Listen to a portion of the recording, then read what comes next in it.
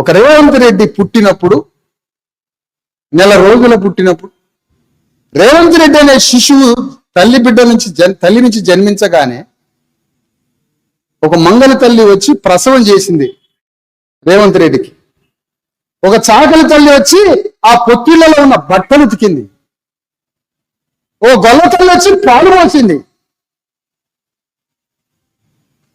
సబ్బండ కులాల శ్రామిక గర్భం నుంచి 30 ఏళ్ళు పెద్దోడైండు రేవంత్ రెడ్డి.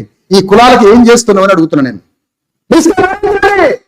నీ పుట్టుక నుంచి నువ్వు 30 ఏళ్ళు పెరిగిందాక సబ్బండ కులాల యొక్క చాకిరితో వాళ్ళ రక్త మాంసాలు అర్పితం చేస్తే నువ్వు పెరిగి పెద్దోడైనవే. మాకేం చేస్తున్నావు?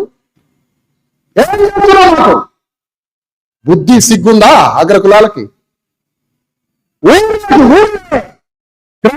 గ్రామాలే మా చేతిలో భూమి లేదు, పిండి లేదు, ఏమి లేకపోయినా సబ్బండ కులాల చాకిరితో మీరు పెరిగి పెద్ద అయ్యాలి. అమెరికా పోతారు, దేశం పోతారు, లండన్ పోతారు, భూములు సంపాదిస్తాను, రాజ్యం సంపాదిస్తాను. మాకు రాజ్యం ఇవ్వాలనే జ్ఞానం లేదు, భూమి ఇవ్వాలనే జ్ఞానం లేదు, మా అందరికీ ఈ పరిశ్రమల్లో ఉపాధి ఇవ్వాలనే జ్ఞానం లేదు. ఒక తెలంగాణ